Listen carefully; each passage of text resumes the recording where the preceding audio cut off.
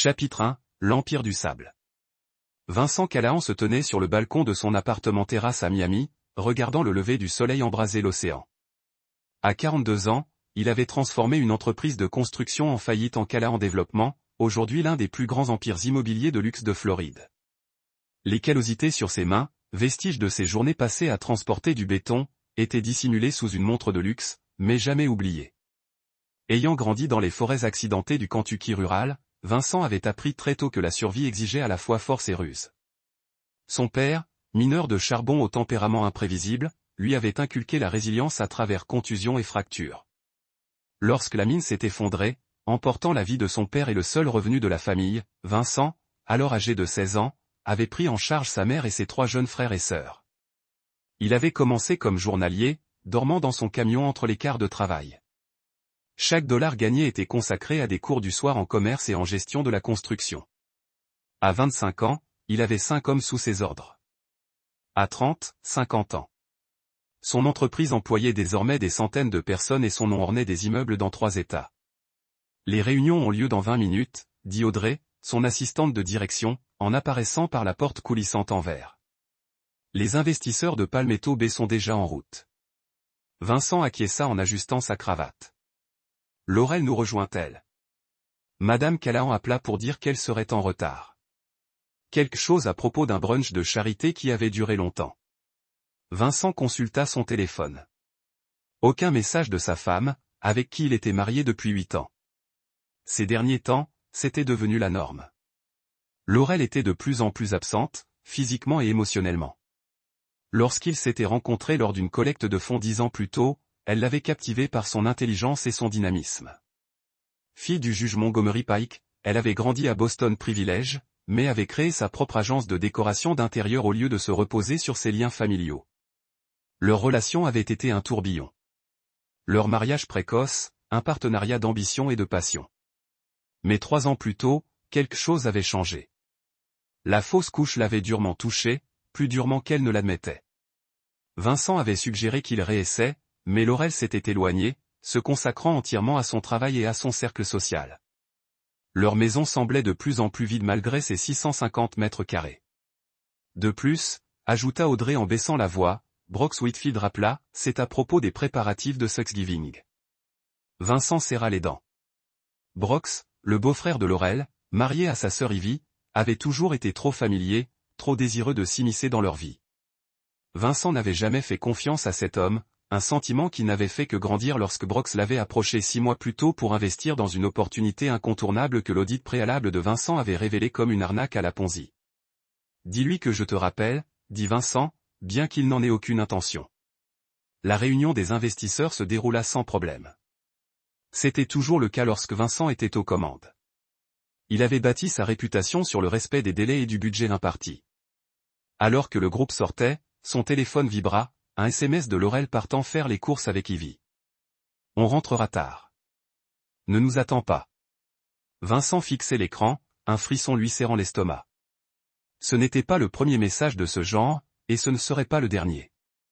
Mais combiné aux conversations discrètes qui s'arrêtaient dès qu'il entrait dans les pièces, au regard furtif entre Laurel et sa famille et aux mots de passe nouvellement ajoutés à son téléphone, cela dressait un tableau inquiétant. Ce soir-là, Vincent prit une décision. Il fit appel à Maxwell Reed, un ancien spécialiste de la sécurité militaire dont la société gérait les propriétés les plus sensibles de Callahan Développement. J'ai besoin que quelqu'un me suive, dit Vincent à l'arrivée de Maxwell à son bureau. Discrètement. Maxwell ne scia pas chronologie, le temps qu'il faudra pour obtenir des réponses. 3 semaines plus tard, 2 jours avant Thanksgiving, Maxwell déposa une enveloppe manie au bureau privé de Vincent. Tout y est, dit Maxwell d'un air soigneusement neutre. Photo, heure, lieu, relevé bancaire aussi. Elle a transféré de l'argent. Et il y a autre chose que vous devriez savoir. Vincent écoutait, son visage ne trahissant rien, tandis que Maxwell détaillait l'étendue de la trahison de Laurel. Lorsque l'homme eut terminé, Vincent hocha simplement la tête. Merci, Max. Encore une chose. J'ai besoin d'une enquête complète sur toutes les personnes impliquées, en particulier sur les Pikes. Je veux savoir quel squelette cette famille cache. Après le départ de Maxwell, Vincent ouvrit son coffre-fort et en sortit un petit carnet noir. Des années auparavant, il avait commencé à consigner des informations potentiellement utiles, des faiblesses, des indiscrétions, des points de pression sur tous ceux qui l'entouraient. Non par malveillance, mais par préparation. Son père lui avait aussi appris cette leçon. Le monde prend à ceux qui ne sont pas prêts à défendre ce qui leur appartient. Tournant la page, Vincent se mit à écrire, élaborant une stratégie. Lorsqu'il eut terminé, l'aube se levait à nouveau sur Miami, et Vincent Callahan avait un plan. Chapitre 2. La tempête qui se prépare. La propriété familiale Pike à Coral Gables s'étendait sur un hectare impeccablement entretenu, une demeure de style néocolonial, propriété de la famille depuis 3 générations. Alors que Vincent garait son Range Rover dans l'allée circulaire le matin de Thanksgiving, il remarqua la collection de véhicules de luxe déjà présents, la Bentley du juge Pike, l'Ivy et la Brox Tesla, ainsi que plusieurs autres appartenant à la famille élargie. Laurel était assise en silence à côté de lui, se regardant une dernière fois dans le miroir. Elle avait été exceptionnellement attentionnée ces 2 derniers jours, presque nerveuse dans son affection. « Tu te souviens, papa était stressé par l'annonce de sa retraite, dit-elle d'une voix mesurée. Alors, on va faire les choses doucement, d'accord ? Vincent sourit en lui prenant la main. Bien sûr, ma chérie. Léger comme une plume. À l'intérieur, la maison grouillait d'activité. Le juge Montgomery Pike, toujours aussi intimidant à 72 ans, les accueillit d'une poignée de main ferme et d'une gorgée de bourbon. Sa femme, Constance, embrassa Vincent sur les joues avant d'emmener Laurel aider à la cuisine. Vincent traversa l'assemblée, sirotant un scotch, observant Brox. Adolescent, explorant l'hôtel luxueux avec un émerveillement large. Devon était assis à l'extrémité opposée de la table, maintenant le député de Vincent pour le développement résidentiel. Après avoir fait ses preuves à la fois travailleur et naturellement doué à la gestion de la construction. À côté de lui, Sophia Reyes, ingénieure en architecture auquel il sortait depuis 6 mois, la première relation dont Vincent avait réellement approuvé. Maxwell occupait légèrement sa position habituelle. Vigilant même pour célébrer, Audrey les avait rejoints avec son mari, leur relation professionnelle ayant évolué pour inclure un véritable respect et une amitié limitée. Et à côté de Vincent, sat Isabella Moretti. Leur partenariat commercial s'est approfondi en quelque chose de plus personnel au cours de la dernière année. Elle l'a jumelé dans l'ambition et la compréhension, sans jamais remettre en question l'impitoyabilité parfois requise pour le succès. Leur relation est restée principalement privée, préférant tous deux garder leur vie personnelle séparée des transactions commerciales. Mais ce soir, elle avait accepté de rejoindre son rassemblement de famille.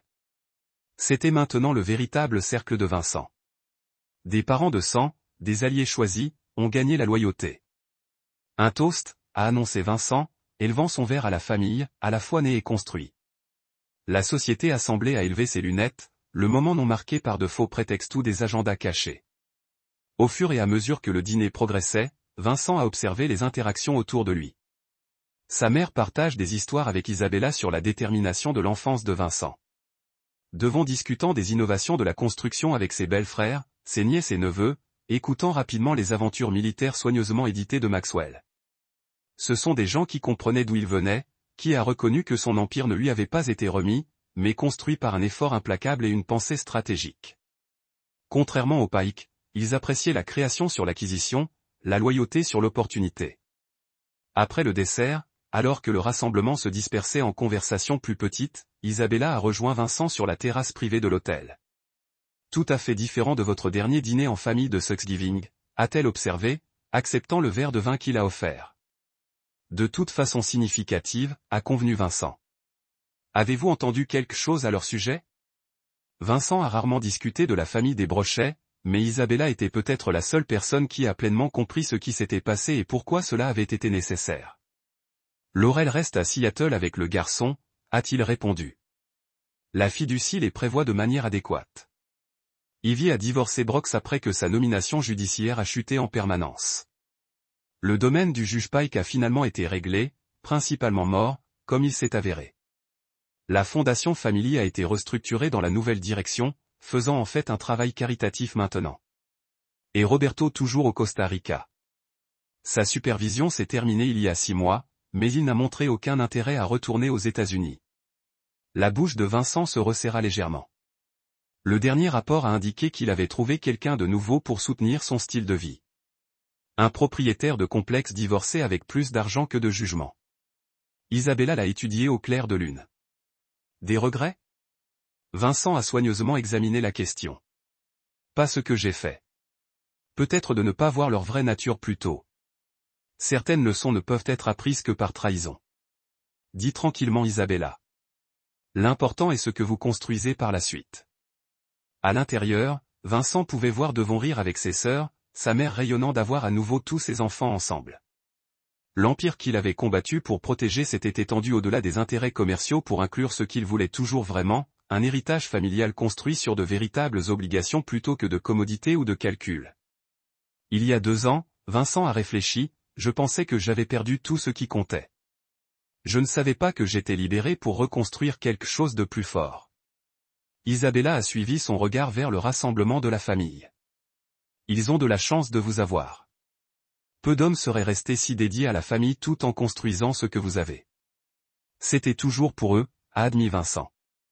Chaque bâtiment, chaque contrat, chaque extension pour s'assurer que ce qui est arrivé à mon père ne leur arriverait jamais. Et maintenant, il s'agit de l'héritage, pas seulement de la richesse ou des propriétés, mais des valeurs, de la détermination, de la loyauté. Vincent s'est tourné vers Isabella et peut-être aussi quelque chose de nouveau. Plus tard dans la soirée, après que les invités soient partis dans leur chambre, Vincent est retourné sur la terrasse seul. Miami s'étendait devant lui, une ville qu'il avait aidé à se remédier à travers la vision et la volonté. Il y a 2 ans, les ennemis déguisés en famille avaient essayé de tout lui enlever. Ils avaient échoué, sous-estimant à la fois sa préparation et sa détermination. Vincent ne s'était jamais considéré comme un homme indulgent. Ceux qui l'ont trahi ont appris cette leçon absolument. Mais ceux qui se tenaient à côté de lui, qui partageaient son sang et ses valeurs, ils ont découvert la pleine mesure de sa loyauté et de sa protection. À l'approche de minuit, le téléphone de Vincent a sonné avec un message d'un numéro inconnu. Il l'a ouvert pour trouver une seule ligne de texte. Elle est partie. Insuffisance cardiaque. Je pensais que vous devriez savoir. T. Theodore Walsh, la seule connexion de la famille Pike qui avait reçu une deuxième chance. Le message ne pouvait se référer qu'à Laurel. Vincent regarda le message, cherchant à son cœur une réponse. Chagrin, justification, fermeture. Il n'en a trouvé aucun.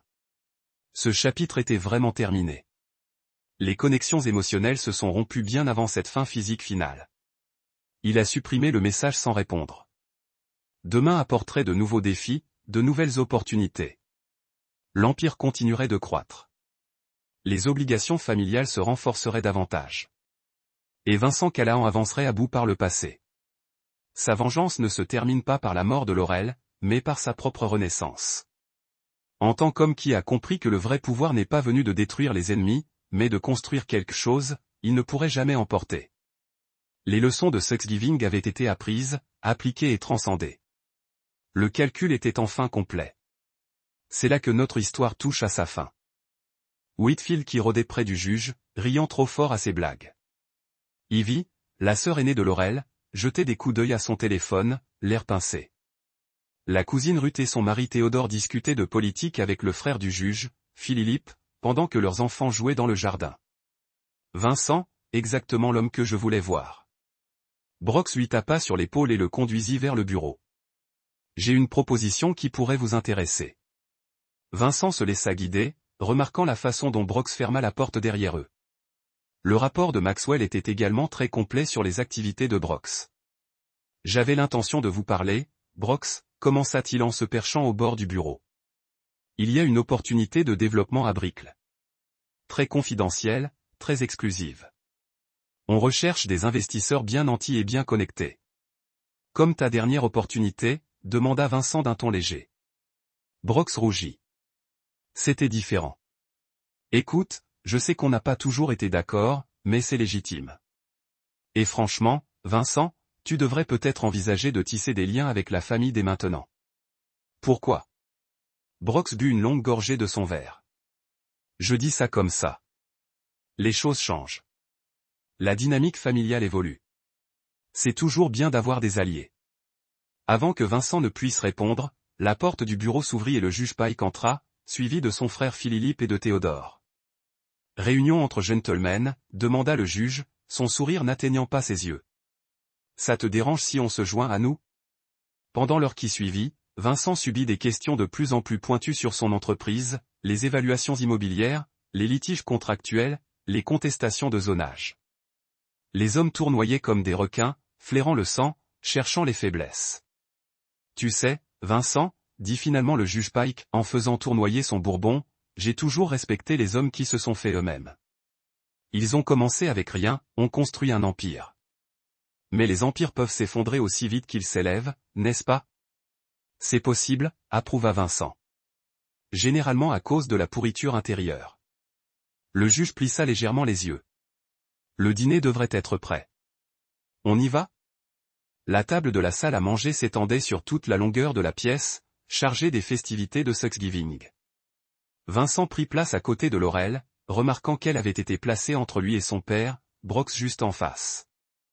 À mi-chemin du repas, tandis que les domestiques débarrassaient les plats principaux, le juge Pike tapota son verre pour attirer l'attention.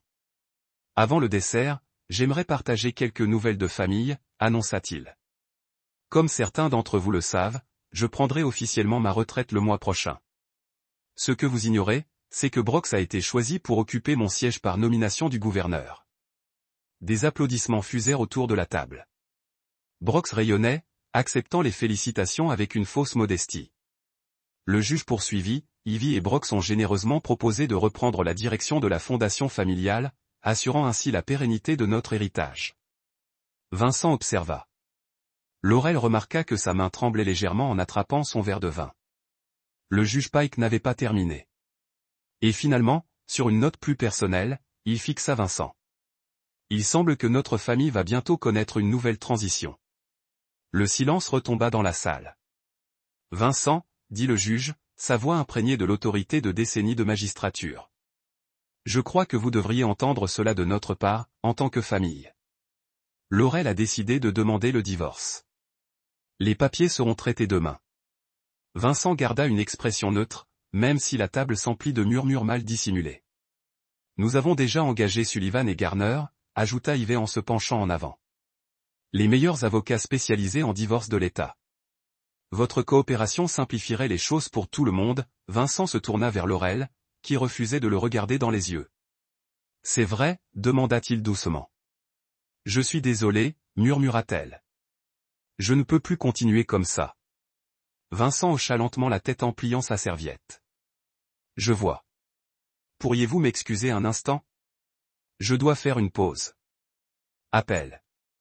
Sans attendre de réponse, il se leva et quitta calmement la salle à manger, sentant leur regard braqué sur lui. Dans le couloir, il sortit son téléphone et composa un numéro qu'il avait mémorisé quelques heures auparavant. Il est temps, dit-il simplement. Exécuté. Vincent retourna dans la salle à manger, un léger sourire aux commissures des lèvres. Il s'assit, accepta une part de tarte à la citrouille et leva son verre. À un nouveau départ, il trinqua, croisant le regard suspicieux du juge Pike. Et à la justice sous toutes ses formes. Chapitre 3. Le premier domino. Le reste du dîner de Thanksgiving se déroula dans un brouillard de conversations tendues. Vincent participa minimalement, offrant des réponses polies tout en observant chaque membre de la famille. Le juge Pike ne cessait de jeter des coups d'œil à son téléphone. Brox s'excusa 2 fois pour passer des appels, revenant de plus en plus agité. Même Ivy semblait distraite, sa confiance vacillante. Alors que le café était servi, le téléphone de Vincent vibra, annonçant un message entrant. Phase interminée, en attente de nouvelles instructions. Eh bien, dit Vincent en se levant de sa chaise, je devrais y aller. Merci pour votre honnêteté. Le juge Pike s'est également levé. Vincent, sois raisonnable. Ça ne doit pas mal tourner. Ton contrat de mariage est solide. Personne ne le conteste. Mais Laurel a droit à certains biens acquis pendant le mariage. Sullivan et Garner contacteront vos avocats demain. En fait, Vincent a répondu, mes avocats vous contacteront. Vous tous? C'est une menace, a demandé Brox, le visage rouge. Pas du tout. Juste un constat. Vincent se tourna vers Laurel. Tu rentres à la maison ou est-ce que des dispositions ont été prises pour ça aussi? Laurel regarda son père, qui hocha la tête presque imperceptiblement. Je reste ici ce soir, dit-elle doucement. Vincent acquiesça. Je m'y attendais. Au revoir alors. Alors qu'il se dirigeait vers la porte, le juge Pike le suivit.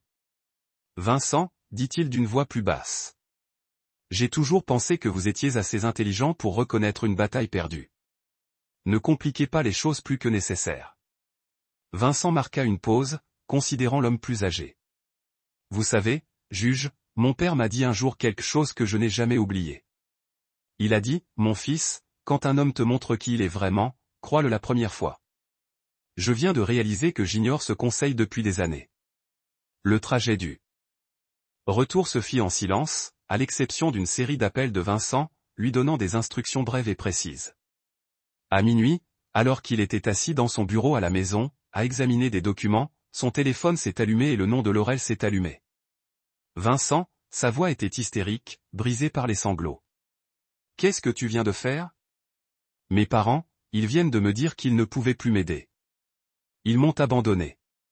Et je viens de recevoir un email de la guilde des designers. Je fais l'objet d'une enquête pour manquement à l'éthique. Ils m'ont viré du projet Morrison. Arrête ça maintenant ou je n'ai pas d'autre choix que de mettre fin à ma mission. » Laurel Vincent l'interrompit calmement.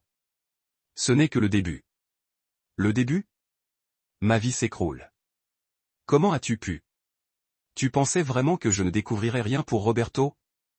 À propos de l'argent que tu as versé à ton amant l'année dernière, des plans que toi et ta famille avez élaborés pour prendre le contrôle de mon entreprise. » La ligne resta silencieuse un instant. « Qu'est-ce que tu sais ? » murmura-t-elle finalement. « Tout, y compris ce que ton père et Brox ont fait au juge Carril pour obtenir cette nomination, et la vérité sur les finances de la fondation familiale, la fraude aux ordonnances de ta sœur, tout ça. » « Vincent, s'il te plaît, supplia Laurel. On peut trouver une solution. J'annule le divorce. On peut aller voir un thérapeute. Je romps avec Roberto. C'est trop tard pour ça, répondit Vincent. Tu as fait ton choix. Maintenant, j'ai fait le mien. Que veux-tu ? Je veux que tu comprennes exactement ce que tu as perdu et pour qui tu as choisi de le perdre. Dis à ta famille que demain à 9 h, mes avocats les contacteront individuellement. S'ils sont malins, ils accepteront les offres. Sinon, Vincent, laisse tomber la sentence. Ils vont te détruire, siffla Laurel, la colère l'emportant brièvement sur la peur. Tu ne sais pas à qui tu as affaire. Non, Laurel, tu ne sais pas à qui tu as été marié. Dors bien. Vincent raccrocha et ouvrit son ordinateur portable. Sur l'écran s'affichait un serveur sécurisé contenant tout ce que Maxwell avait découvert. L'acceptation de Potvin par le juge Pike pour influencer les décisions en faveur de certains promoteurs. Les faux papiers de Brooke qui avaient contribué à sa nomination judiciaire, la fondation familiale qui fonctionnait comme un refuge fiscal et une opération de blanchiment d'argent, l'addiction aux opioïdes d'Ivy et ses fausses ordonnances, et Laurel, sa femme, qui avait fourni des informations sur ses transactions commerciales à sa famille et à son amant, Roberto Vega, un promoteur rival qui tentait de saper Callahan Développement depuis des années. Vincent tapa une commande, cryptant les fichiers et réglant le protocole temporel. La phase 2 commencerait à l'aube, et au coucher du soleil, la dynastie soigneusement construite de la famille Pike ne serait plus que cendre. Chapitre 4, le château de cartes. À 9 h précises, le lendemain de Thanksgiving, 12 avocats de l'équipe de Callahan ont simultanément remis des offres de règlement personnalisées à chaque membre de la famille Pike.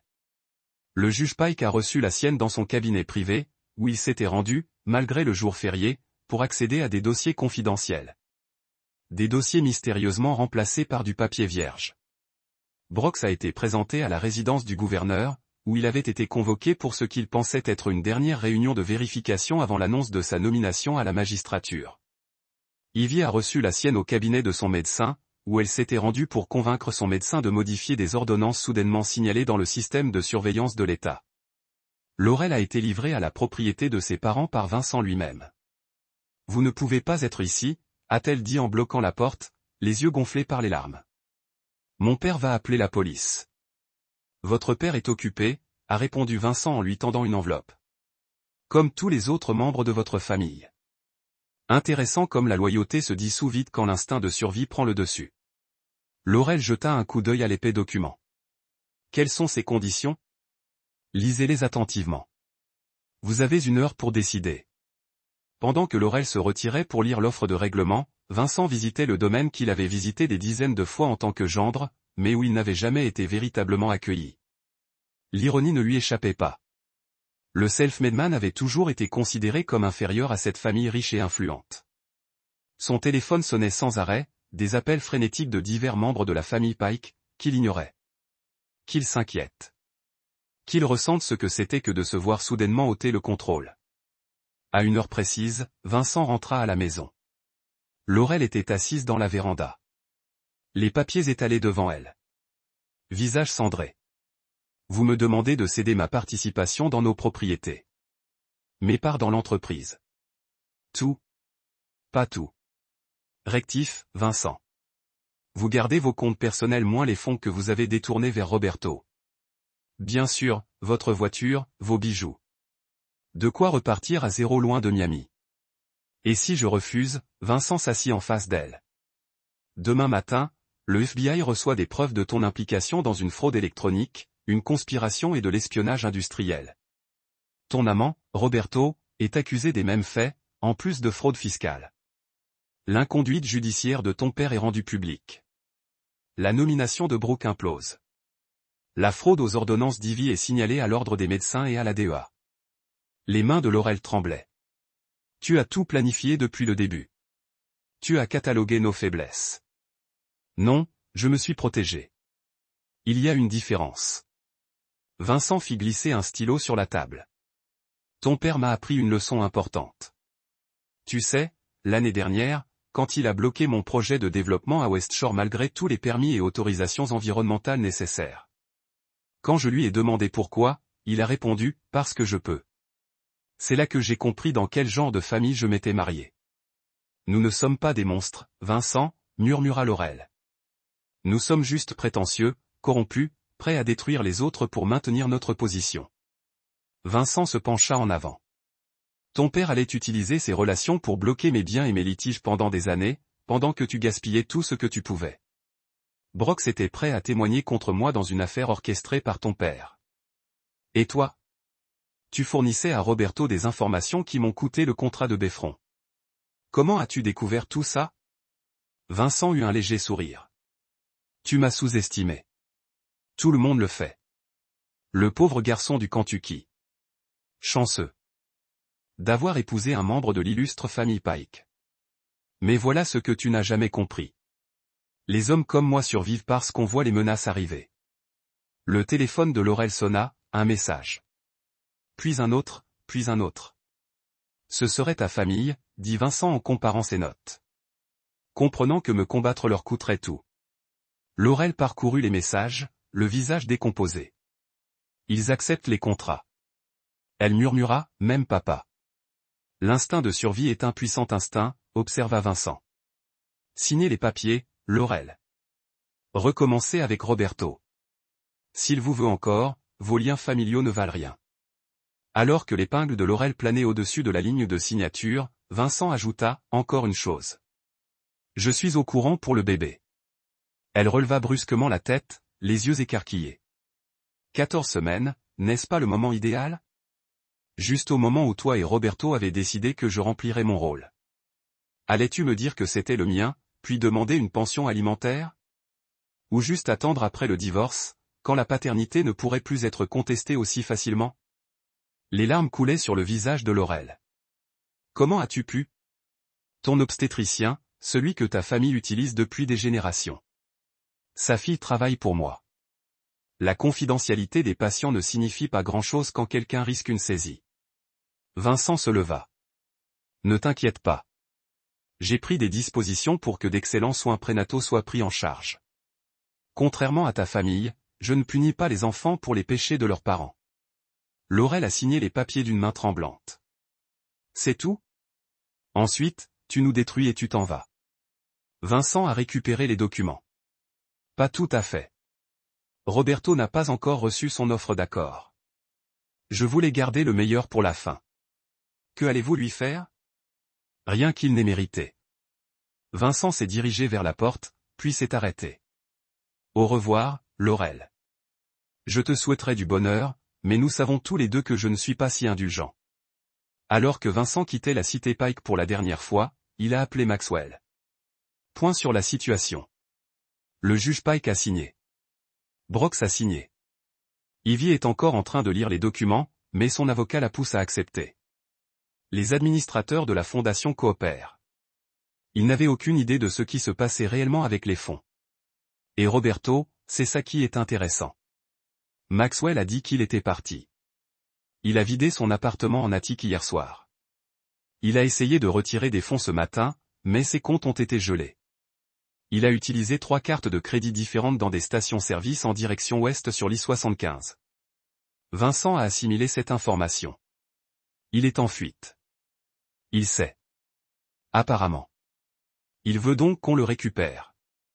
Non, laissez-le fuir pour l'instant. C'est plus satisfaisant comme ça. Vincent a vérifié l'heure.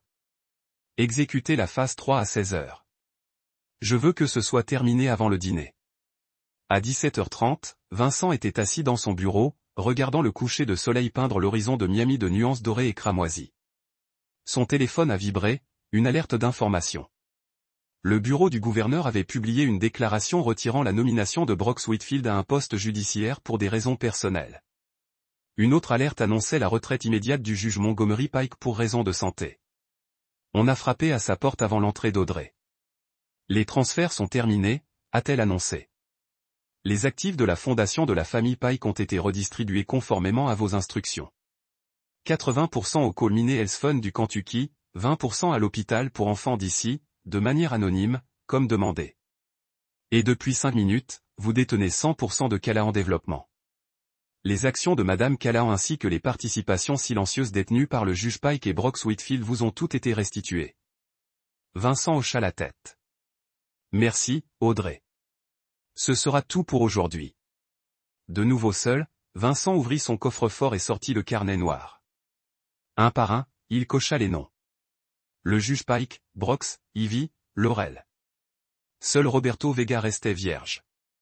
Le téléphone de Vincent sonna, un numéro inconnu avec un indicatif régional de Floride.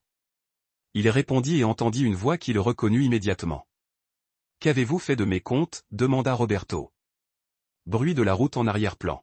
« Je n'ai accès à rien. »« Bonjour, Roberto. » répondit calmement Vincent. « Vous appréciez votre voyage ? Écoutez-moi bien, espèce de salaud. J'ai des copies de tout. Chaque conversation avec Laurel, chaque information sur vos transactions. J'irai voir la presse, la SEC, qui veut bien m'écouter. Avec des preuves obtenues illégalement par l'intermédiaire de ma femme, ce serait imprudent. Je m'en fiche. Tu as tout pris. Pas tout, interrompit Vincent. Pas encore, mais je le ferai. La question est de savoir si tu perdras tout d'un coup ou petit à petit. Roberto resta silencieux un instant. Que veux-tu ? Arrêtez de courir. Prends une chambre au Grand Palm Hotel de Naples. Des chambres sont déjà réservées à ton nom. Mon associé te contactera là-bas pour te donner ses conditions. Et si je ne le fais pas, le FBI recevra une information anonyme concernant certains transferts internationaux que tu as effectués, du genre à déclencher des enquêtes pour financement du terrorisme. Très difficile de réfuter ces allégations. Elles ont tendance à suivre un homme à vie.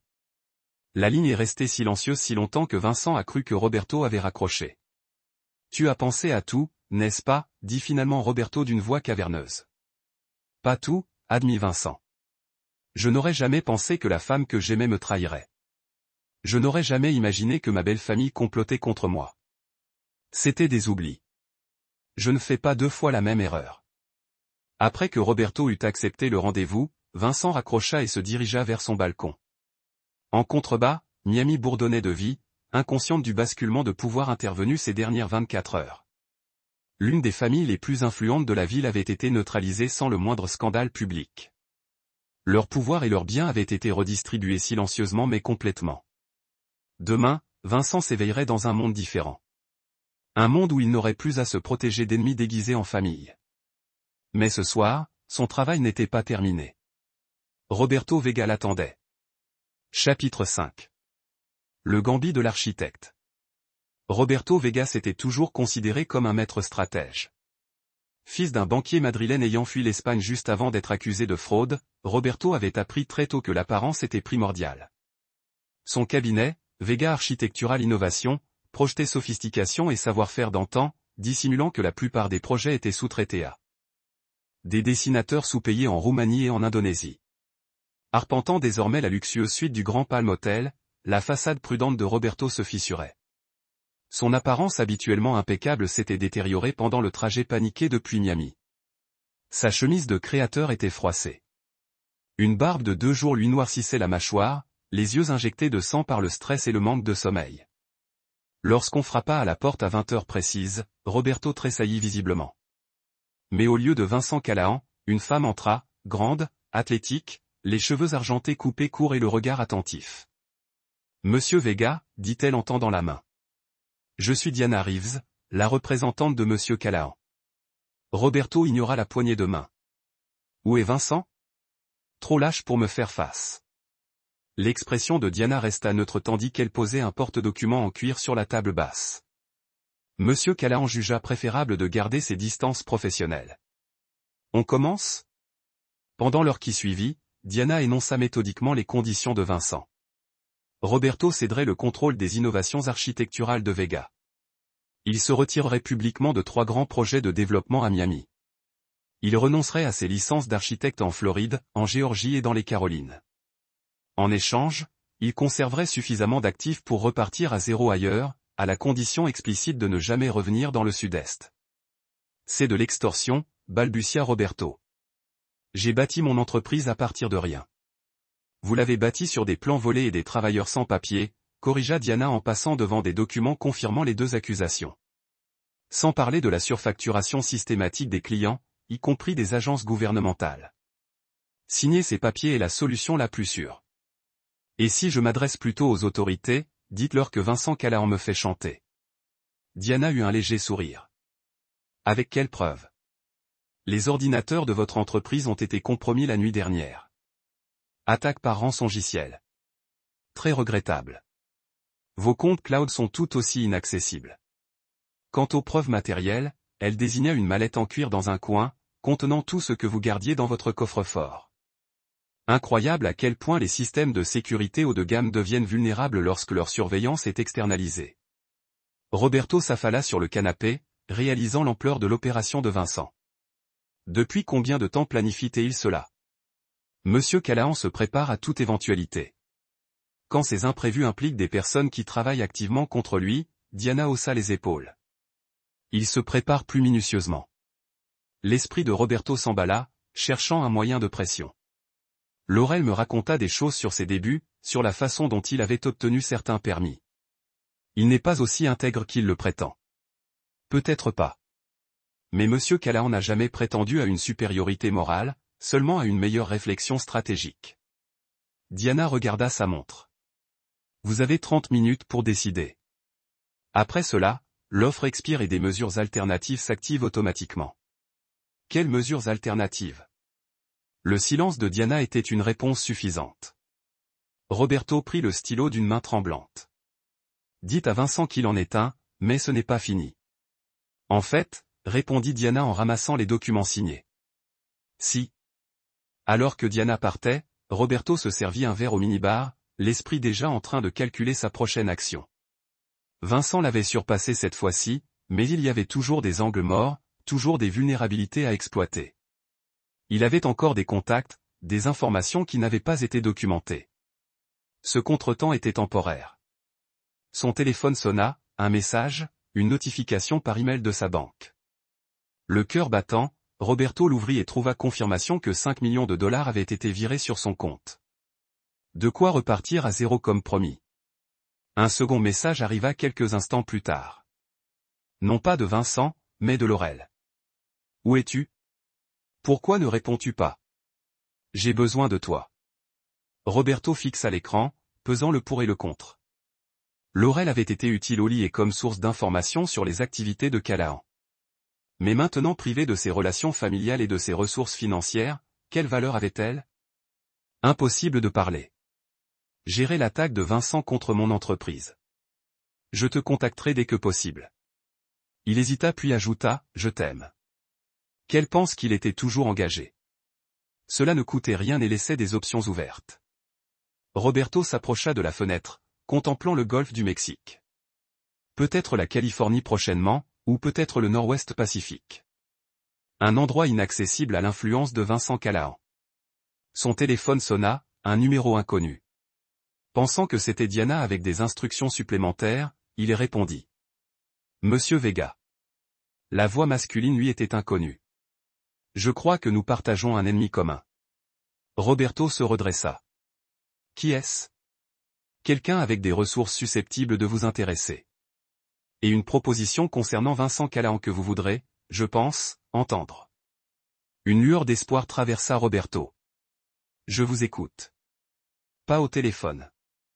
Il y a un bateau amarré au quai 17 de la marina de Naples. Soyez là à minuit. Venez seul. La ligne fut coupée avant que Roberto puisse répondre. À 23h55, Roberto approcha de la marina, l'adrénaline au ventre. Cela pouvait être la bouée de sauvetage dont il avait besoin, un allié puissant contre Vincent, ou un piège. Il avait pris des précautions, enregistrant une vidéo détaillant les actions de Vincent et la téléchargeant sur un serveur sécurisé pour la diffuser aux médias s'il ne saisissait pas un code toutes les 24 heures. Le quai 17 abritait un yacht impressionnant, dont les lumières intérieures brillaient doucement. Roberto monta à bord avec précaution, trouvant la cabine principale vide, mais entendant du mouvement sous le pont. « Bonjour, appela-t-il. Je suis ici pour Callahan. » En bas, répondit-il d'une voix étouffée. Roberto descendit l'étroit escalier menant au niveau inférieur du yacht. L'espace était faiblement éclairé, l'air étrangement doux et lourd. Alors que ses yeux s'habituaient, il distingua une silhouette assise dans l'ombre. « Monsieur Vega », dit une voix que Roberto reconnut instantanément.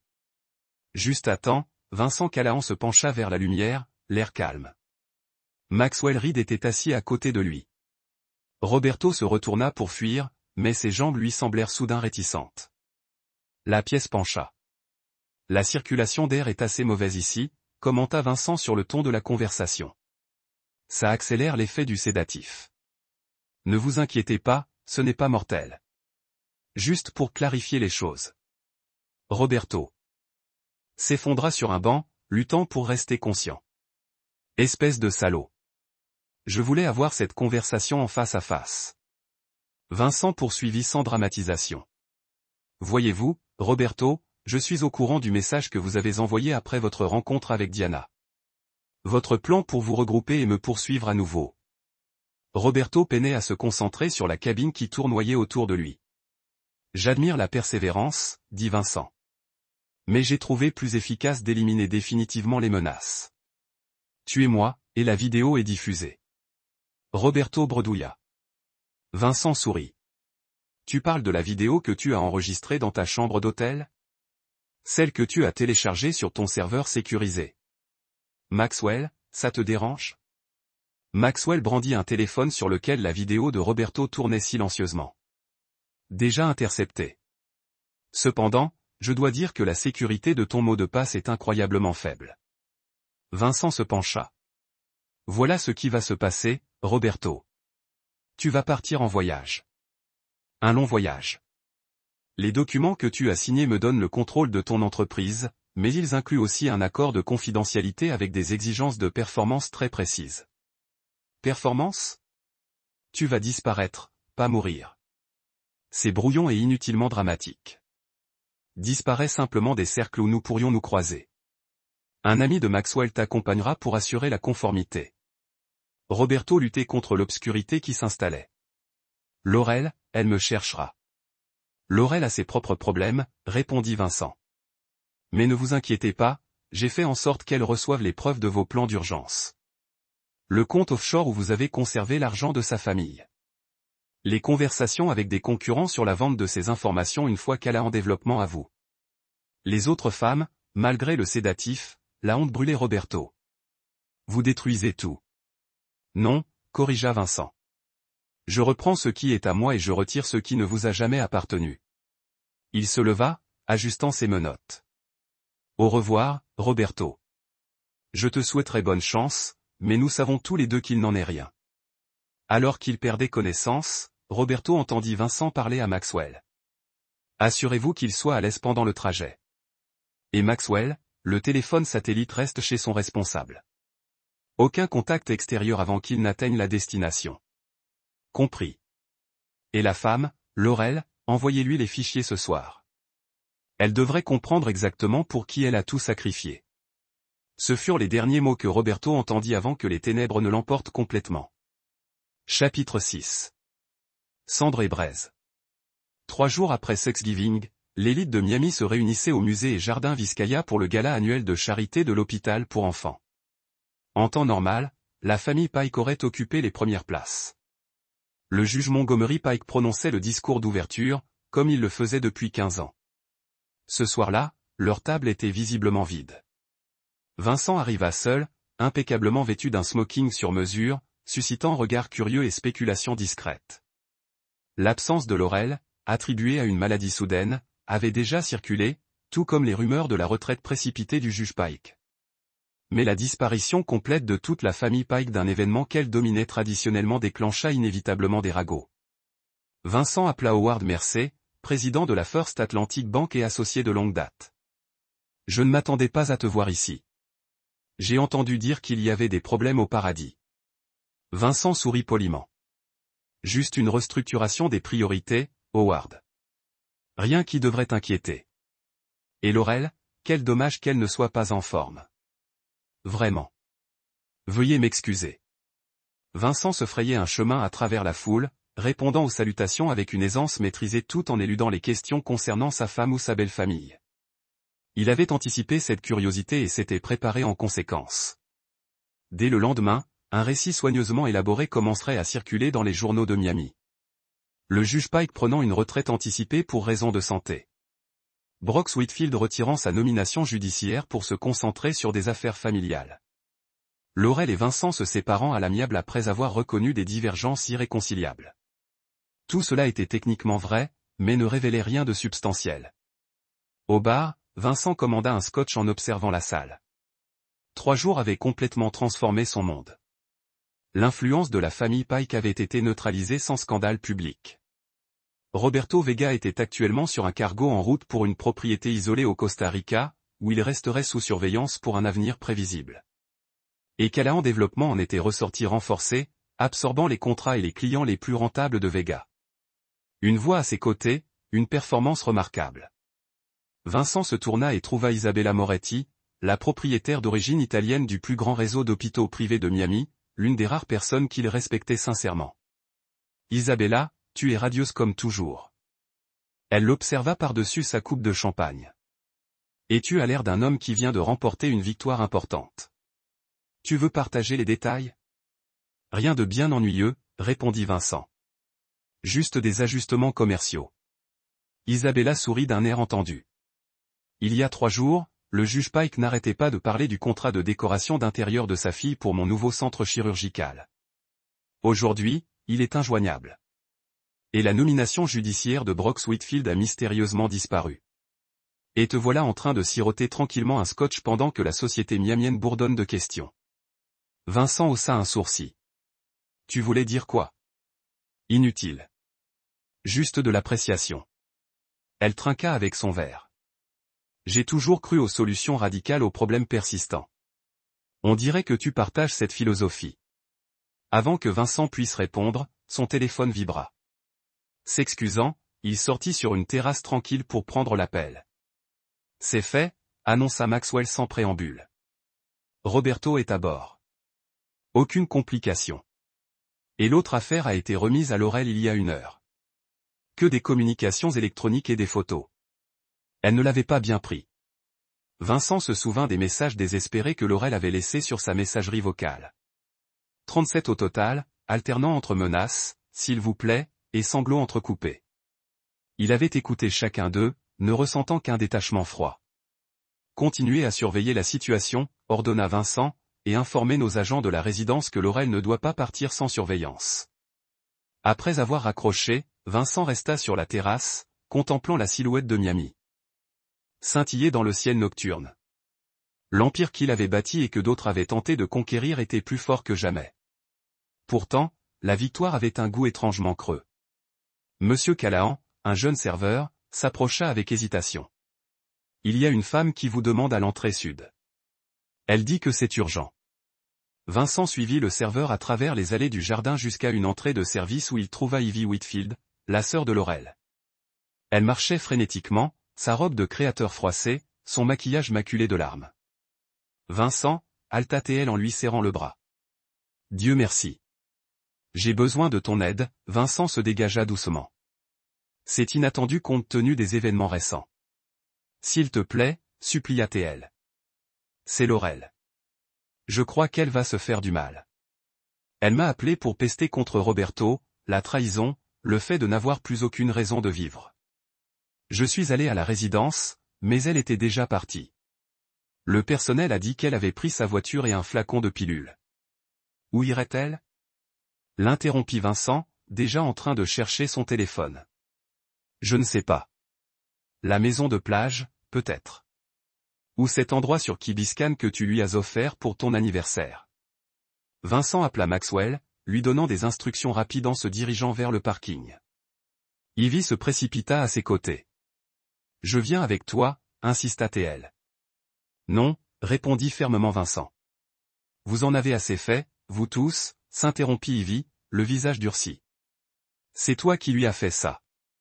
Quoi qu'il arrive, c'est ta conscience. Vincent marqua une pause et se tourna vers sa belle-sœur. Point de vue intéressant de quelqu'un qui avait aidé à orchestrer la participation de sa sœur à l'espionnage industriel. Dis-moi, Ivy, était-ce ton idée d'utiliser la grossesse de Laurel comme levier pour le divorce, ou était-ce la stratégie de ton père? Le visage d'Ivy se vida. Comment es-tu rentré à Brox? Profite de ce qui reste de ta réputation et de ta liberté. Et souviens-toi que ce que j'ai fait jusqu'à présent est miséricordieux comparé à ce que j'aurais pu faire. Vincent se rendit à la propriété clé de Biscayne à une vitesse dangereuse. Son esprit ruminait les imprévus. Malgré tout, il ne voulait pas la mort de Laurel, non pas par affection persistante, mais parce que son autodestruction compliquerait sa résolution soigneusement élaborée. Le cottage en bord de mer était sombre et silencieux à son arrivée. Vincent entra avec sa clé, appelant Laurel par son nom tout en fouillant chaque pièce. La maison était vide, mais sa voiture était garée dans l'allée et son sac à main posé sur le comptoir de la cuisine. Suivant son instinct, Vincent descendit la promenade privée jusqu'à la plage. La nuit était claire, les étoiles se reflétant dans l'eau calme. Il aperçut sa silhouette au bord de l'eau, debout, les genoux dans les vagues, portant encore les vêtements qu'elle portait la dernière fois qu'il l'avait vue.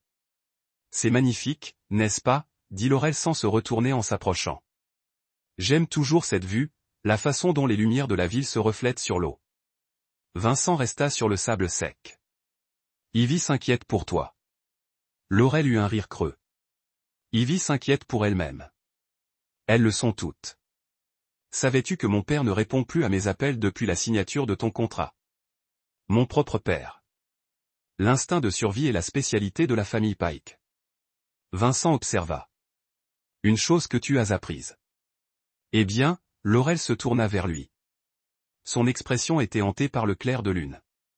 J'ai vu les dossiers que tu as envoyés sur Roberto, les autres femmes. Les choses qu'il a dites sur moi quand il pensait que personne ne l'écoutait. La vérité est rarement réconfortante. Était-ce vrai? Elle demanda, la voix brisée. Nous. Lui? N'importe quoi. Vincent réfléchit à la question. Je le croyais. Un jour, Laurel fouilla dans sa poche et en sortit un flacon orange. Je n'ai plus rien. Tu as tout pris. Ma famille, ma carrière, mon amant, mon avenir. Non, contredit Vincent. J'ai repris ce qui m'appartenait. Ta vie t'appartient. Une vie de quoi? De honte, d'isolement, de pauvreté. Elle secoua des pilules dans sa paume. Tu as détruit tout ce qui comptait pour moi. Tu l'as fait toi-même, Laurel. Au moment où tu as décidé que j'étais sacrifiable, elle fixa les pilules dans sa main. Je t'ai aimé au début. Je sais, et maintenant tu me détestes. Non, dit Vincent sincèrement. Je ne ressens plus rien pour toi maintenant. C'est bien plus définitif que la haine. Les épaules de Laurel s'affaissèrent. Pourquoi es-tu ici? Pour me regarder m'effondrer? Pour savourer ta victoire? Pour te rappeler que tu portes une vie innocente? Une vie qui mérite une chance, quels que soient les échecs de ses parents. Les larmes coulent sur le visage de Laurel. Je n'ai nulle part où aller. Plus personne. Vincent fouilla dans sa veste et en sortit une enveloppe. À l'intérieur se trouve un billet pour Seattle, un bail d'appartement, les coordonnées d'un obstétricien et assez d'argent pour subvenir à vos besoins et à ceux de l'enfant pendant 2 ans. Laurel fixa l'enveloppe, perplexe. Pourquoi m'aideriez-vous maintenant? Je ne vous aide pas, expliqua Vincent. Je veille à ce que l'enfant ait des options. Ce que vous ferez de cette chance vous appartient. Le regard de Laurel passa des pilules qu'elle tenait à l'enveloppe, puis revint au visage impassible de Vincent. Lentement, elle attendit hors de l'eau et prit l'enveloppe. Si j'accepte, que voulez-vous en échange? Rien, si ce n'est votre absence permanente de ma vie et de mon entreprise. L'enfant bénéficiera d'un soutien financier de toute façon grâce à une fiducie gérée par mes avocats. Mais ni l'un ni l'autre n'aura de droit sur moi ou sur ma compagnie. Laurel hocha lentement la tête, puis vida les pilules dans le flacon. Je m'en vais. Tu ne me reverras plus jamais. Je te le promets. Vincent se tourna pour partir, puis marqua une pause. Une question, Laurel. Est-ce que ça valait le coup? Trahir tout ce que nous avions construit ensemble. Elle le regarda, les larmes scintillant au clair de lune. Non, mais je ne m'en suis rendu compte que trop tard. Vincent hocha la tête. C'est le problème avec les conséquences, Laurel. Elles arrivent, qu'on y soit préparé ou non. Alors qu'il s'éloignait, laissant sa femme seule sur la plage, Vincent sentit le dernier morceau de son ancienne vie s'échapper. Non pas avec douleur, mais avec un sentiment d'accomplissement. Le livre était clos. Les comptes réglés. Demain apporterait de nouveaux défis, de nouvelles opportunités. Mais ce soir-là, alors que Miami scintillait au loin, Vincent Callahan s'accorda un moment de paix et de vide parfait. Chapitre 7. L'ascension du phénix.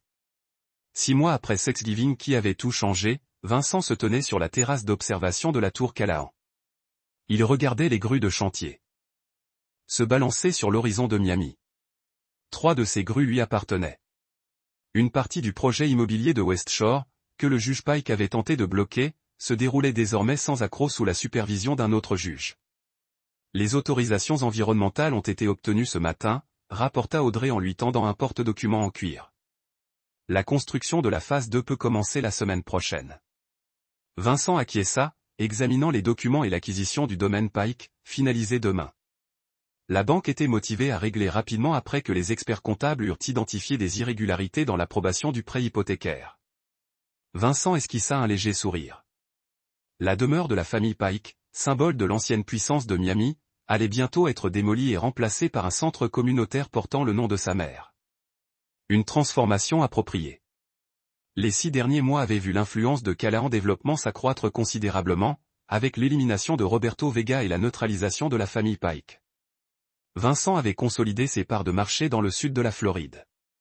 La presse économique l'avait remarqué, publiant des portraits avec des titres tels que le nouveau courtier en pouvoir de Miami et l'ascension calculée de Callahan. Aucune ne mentionnait le coup de force de Thanksgiving qui avait facilité cette expansion. Pour le public, le juge Pike avait pris sa retraite pour raison de santé. Sa famille s'était retirée de la vie sociale. Laurel et Vincent avaient divorcé discrètement, avec étonnamment peu d'acrimonie. Roberto Vega avait vendu son entreprise et s'était installé à l'étranger pour des raisons personnelles. Seules les personnes directement impliquées connaissaient la vérité et aucune n'était en mesure d'en parler.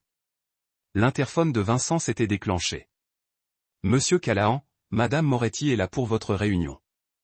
Faites-la monter. » Isabella Moretti entra dans son bureau avec sa franchise habituelle, se passant de civilité et s'installa. « J'ai examiné votre proposition pour le centre médical, » dit-elle en posant une clé USB sur son bureau. Ma contre-proposition s'y trouve, ainsi que des suggestions de modifications concernant l'utilisation des colis dans les pays occidentaux.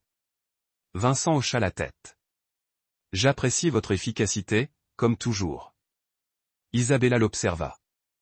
Vous avez changé, dit Vincent, tant bien que mal. Les affaires marchent bien. C'est plus que ça. Ses yeux perspicaces se plissèrent.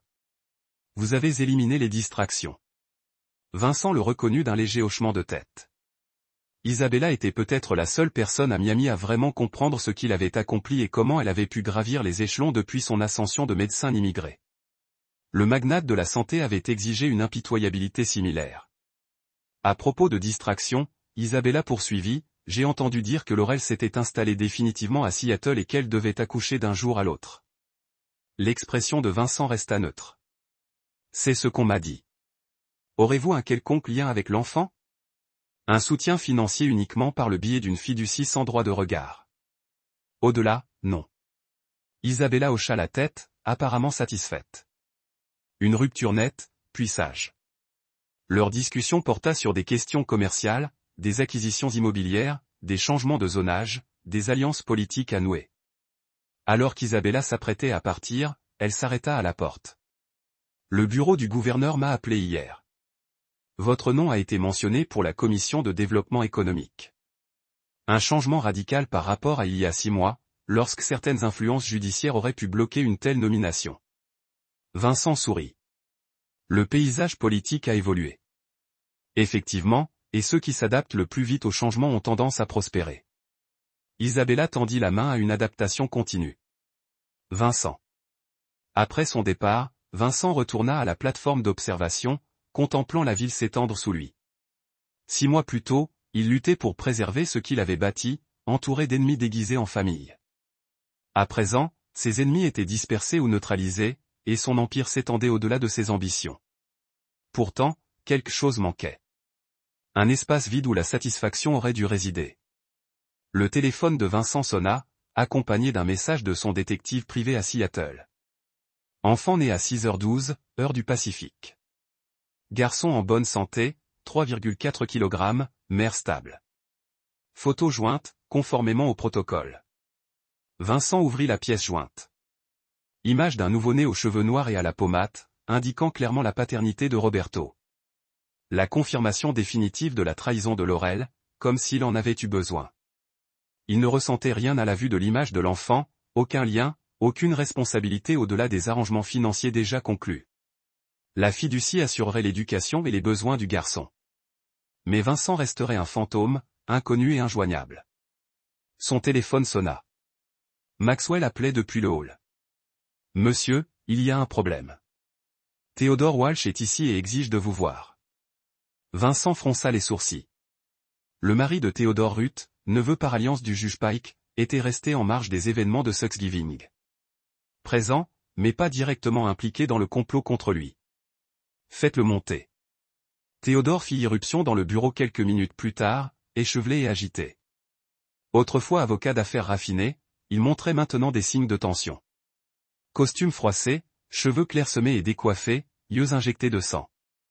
Vous avez détruit ma famille, accusa-t-il sans préambule. Vincent désigna une chaise d'un geste, que Théodore ignora. Je n'ai rien à voir avec ce qu'il complotait contre vous. Théodore continua en faisant les 100 pas. Ruth et moi étions juste là pour le dîner de Thanksgiving. Nous ignorions tout du guet-apens du divorce ni du rachat de l'entreprise. Et pourtant, vous n'avez rien dit quand tout s'est déroulé, observa Vincent. Que pouvais-je dire? Montgomery était l'oncle de Ruth. Pour l'amour du ciel. Mais maintenant, la voix de Théodore se brisa. Le cabinet de Ruth perdait des clients à cause de son lien avec Pike. Notre fils n'a pas été invité à la Briarwood Academy. Même mes associés prennent leur distance. Dommages collatéraux, dit Vincent d'un ton neutre. Malheureux, mais inévitable. Théodore frappa du poing le bureau de Vincent. Nous étions des témoins innocents. Il n'y a pas de témoins innocents dans les guerres familiales, Théodore. Seulement des participants et des victimes. Vincent se pencha en avant. Que me veux-tu? Théodore se dégonfla. Le désespoir remplaça la colère. Aide. Réinsertion. Quelque chose pour mettre fin à cet exil social et professionnel.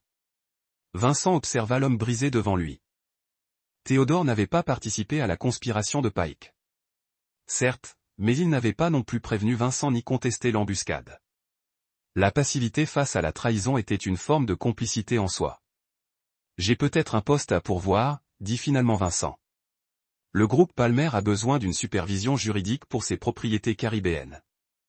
Pas prestigieux, mais un travail solide loin des intrigues politiques de Miami. Engagement minimum de 3 ans. L'espoir brilla dans les yeux de Théodore. On fait ça après tout. Je crois à la réponse proportionnelle. Théodore, tu n'étais pas mon ennemi, juste un faible allié pour ce qu'il était. Vincent écrivit un nom et un numéro sur une carte de visite. Appelle cette personne demain. Mentionne mon nom.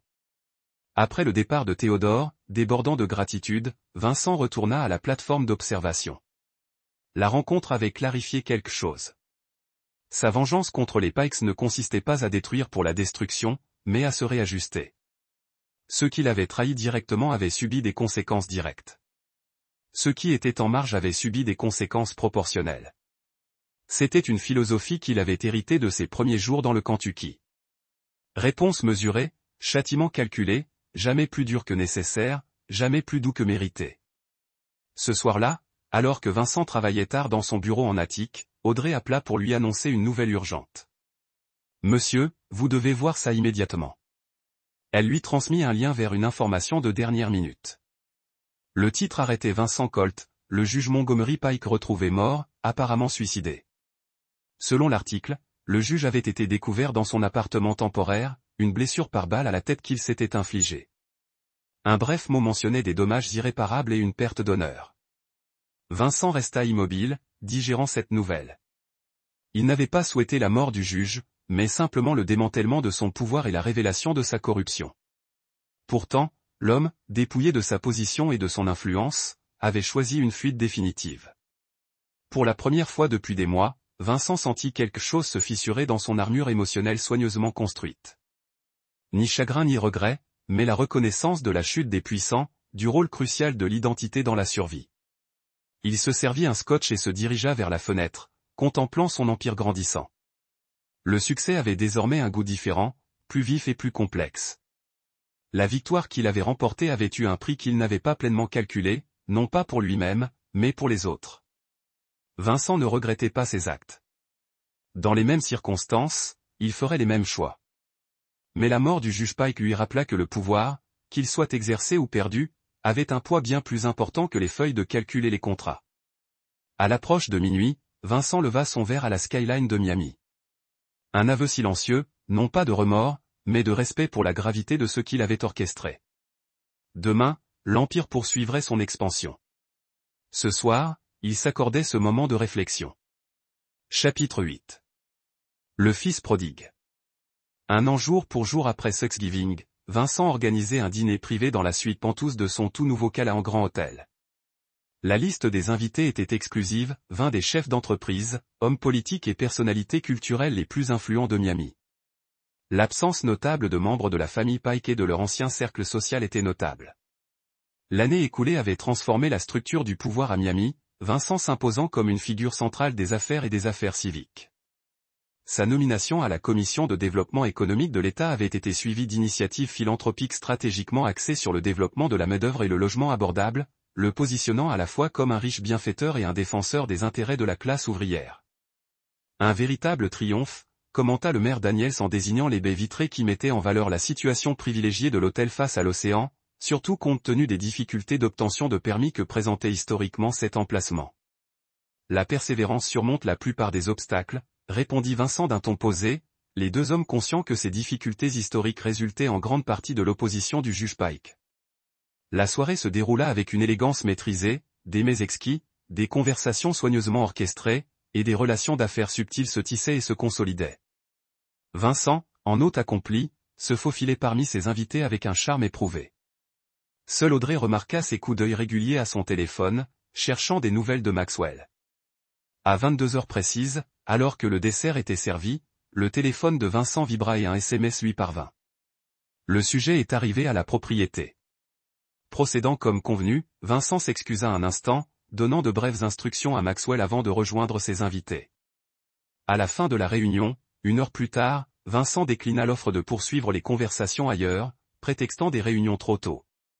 Après le départ du dernier invité, il troqua sa tenue de soirée pour une tenue décontractée et demanda à son chauffeur de le conduire non pas à son Penthouse, mais à une modeste propriété en bord de mer à North Miami, une maison achetée 6 mois plus tôt par l'intermédiaire d'une société écran, à l'insu de ses relations sociales et professionnelles. Maxwell l'accueillit à l'entrée. Son expression était professionnelle mais inquiète. « Il est à l'intérieur », rapporta Maxwell. « Arrivé il y a 2 heures. Il a fallu du temps pour le convaincre de venir ici plutôt que dans votre bureau. » « Compréhensible, » répondit Vincent. « Attendez dehors. Cette conversation devrait rester privée. » Vincent entra dans le salon sobrement meublé et trouva un jeune homme debout à la fenêtre, les yeux fixés sur l'eau. À 24 ans, Devon Callahan était plus mince que dans ses souvenirs, avec le physique endurci de quelqu'un habitué au travail physique. Son frère cadet, âgé de 16 ans, avait quitté le Kentucky à 18 ans, coupant les ponts avec sa famille après une violente dispute avec leur mère au sujet de son avenir. Devon, dit Vincent doucement. Son frère se retourna, révélant un visage qui faisait écho à celui de leur père. Même mâchoire anguleuse, mêmes yeux perçants. Vincent, bel endroit pour une réunion secrète. Je pensais que l'intimité serait appréciée. Le rire de Devon était peu humoristique. L'intimité, n'est-ce pas? Parce que Dieu nous garde de savoir que le grand Vincent Callahan a une famille de caravanes dans le Kentucky. Vincent garda une expression neutre. C'est ce que vous pensez? Que je te cachais, n'est-ce pas? 6 ans à Miami, à bâtir ton empire, et pas une seule fois je n'ai été invité à le voir. Maman et les filles recevaient des visites occasionnelles, des chèques généreux. Mais moi? Silence radio. Tu as été clair en partant, lui rappela Vincent. Tes mots exacts furent, je n'ai besoin ni de ton argent ni de tes conseils. Ne me recontactez plus. Devon détourna le regard. J'avais 18 ans et j'étais stupide, et maintenant j'en ai 24 et j'étais désespéré, apparemment. Devon passa une main dans ses cheveux, un geste qui rappelait tellement leur père que Vincent ressentit un pincement au cœur inattendu. Écoute, je ne serais pas venu si maman n'avait pas insisté. Il dit, tu pourrais m'aider. Vincent se dirigea vers une kitchenette simple et sortit 2 bières du réfrigérateur. Il entendit une à Devon, puis s'assit sur le canapé, faisant signe à son frère de le rejoindre. Raconte-moi cette situation, dit Vincent. Au cours de l'heure suivante, Devon a expliqué comment il s'était empêtré avec un groupe rénovant et retournement des propriétés dans les régions rurales du Tennessee. Ce qui avait commencé comme un travail légitime avait progressivement évolué en quelque chose de plus sombre, des propriétés achetées avec un financement discutable, des rénovations qui ont ignoré les exigences du code, des ventes impliquant une documentation falsifiée. Je ne savais pas à quel point cela était profond jusqu'à ce que le FBI commence à enquêter, a conclu Devon. Maintenant, les chefs de file ont disparu avec l'argent, laissant des gars comme moi tenant le sac. 3 de mon équipage ont déjà été interrogés. C'est juste une question de temps avant qu'ils ne me atteignent. Vincent a écouté sans interruption, son esprit cataloguant les détails pertinents et les approches potentielles. Avez-vous été officiellement facturé? Il a finalement demandé. Pas encore, mais mon contremaître a été arrêté hier. Vincent hocha la tête. Décision prise. Emballez tout ce dont vous avez besoin. Vous venez à Miami. Devon cligna des yeux de surprise. Comme ça. Aucune conférence sur mes mauvais choix. Non, je vous l'ai dit. Aiderait-ce votre situation? Non. Mais Devon a hésité. Pourquoi m'aideriez-vous après tout ce que j'ai dit? La façon dont j'ai laissé les choses avec maman. Vincent a étudié son frère cadet, ne voyant pas l'adolescent en colère qui avait pris d'assaut il y a 6 ans, mais le tout petit qu'il a protégé pendant les rages de leur père, l'enfant qu'il a enseigné à pêcher dans les ruisseaux du Kentucky. L'adolescent qu'il a essayé de guider vers l'éducation plutôt que le travail manuel qui avait brisé le corps de leur père des décennies avant que son cœur ne cède finalement. Parce que votre famille, a dit Vincent simplement, et contrairement à certaines personnes dans ma vie, vous n'avez jamais prétendu être quelque chose que vous n'étiez pas. Les frères se regardaient en silence. 6 ans d'éloignement suspendus entre eux. Je ne veux pas de charité, a finalement dit Devon. Si je viens à Miami, je veux un vrai travail pour gagner mon donjon. J'ai plusieurs projets de construction qui pourraient utiliser une personne ayant une expérience pratique et un œil pour les détails. Vincent se laissa un petit sourire. En supposant que vous pouvez suivre les codes du bâtiment légitime. Le rire de Devon a eu un véritable amusement cette fois. Je suis en fait devenu assez bon en rénovation. C'est le côté paperasse qui est devenu criminel. Ensuite, nous avons une fondation sur laquelle s'appuyer. Vincent Rose Maxwell vous aidera à organiser votre réinstallation. J'ai des avocats qui aborderont la situation du Tennessee. Vous commencerez par des responsabilités supervisées. Apprenez l'entreprise à partir de 0. Et si je me bousille, si vos amis de la haute société découvrent que vous avez des parents de poubelle blanche. L'expression de Vincent s'est durcie fractionnellement. Tout d'abord, n'utilisez plus jamais ce terme sur vous-même ou notre famille. Deuxièmement, mes associés sont conscients que je viens de débuts humbles. Ceux qui ont un problème avec qui ne restent pas longtemps des associés. Devon semblait traiter cela, testant sa vérité contre ses idées préconçues. Maman a dit, vous avez changé. Cette action de grâce l'année dernière a été une sorte de tournant. Vincent a considéré le montant à partager. Disons que j'ai clarifié mes priorités. Elle a mentionné quelque chose à propos de votre femme. Divorce, n'est-ce pas? Ce chapitre est fermé, a déclaré Vincent avec la finalité. Nous n'en discuterons pas devant leva les mains. Assez juste. Alors, quel est le plan? Où dois-je commencer dans cette nouvelle vie de Miami? Pour ce soir, vous resterez ici. Demain, nous rencontrerons mon équipe juridique sur le Tennessee. À la fin de la semaine, vous commencerez à observer les chefs de projet au développement de West Shore. Vincent a vérifié sa montre. Sauf si vous avez des objections. Devon secoua la tête, un sourire provisoire se formant. Pas d'objection, boss. Alors que Vincent se préparait à partir, Devon l'appelait. Eh, Vincent, merci. Je le pense. Vincent hocha la tête. Quelque chose de long en dormant remuant dans sa poitrine. L'instinct de protection qui l'avait conduit depuis l'enfance. La responsabilité de la famille qui avait façonné ses ambitions et ses choix. Reposez-vous, a-t-il dit. Demain, nous serons occupés. Dans la voiture, retournant dans son Pantouse, Vincent a fait 2 appels. Le premier à sa mère du Kentucky, confirmant l'arrivée et la coopération de Devon. La seconde à la tête de l'égal, initiant le processus d'isolation de son frère de l'enquête du Tennessee. Alors que Miami Skyline se présentait, Vincent réfléchit sur la symétrie. Il y a un an, il avait systématiquement démantelé la fausse famille qui l'avait trahi. Ce soir, il avait commencé à reconstruire des liens avec son vrai. L'Empire avait été protégé. Maintenant, il pourrait peut-être être partagé avec ceux qui méritaient sa loyauté plutôt que ceux qui avaient tenté de l'exploiter. Vincent Callahan ne s'était jamais considéré comme un homme indulgent, mais la famille, la vraie famille, existait dans une catégorie différente. Chapitre 9, couple complet. 2 ans après le calcul de Thanksgiving, Vincent se tenait à la tête d'une table différente, entouré de visages, à la fois familiers et nouveaux. La salle à manger privée du Callahan Grand Hôtel bourdonnait de conversations et de rires, un contraste frappant avec ce dîner fatidique au Pike Estate. Sa mère, Elizabeth Callahan, s'est assise à sa droite, son travail une fois des mains rugueuses maintenant lisses avec une facilité de retraite, bien qu'elle ait maintenu le regard direct qui avait soutenu leur famille par la pauvreté et les difficultés. Ses sœurs, Carrie et Marie, avaient amené leur famille du Kentucky, des enfants allant des tout petits hauts.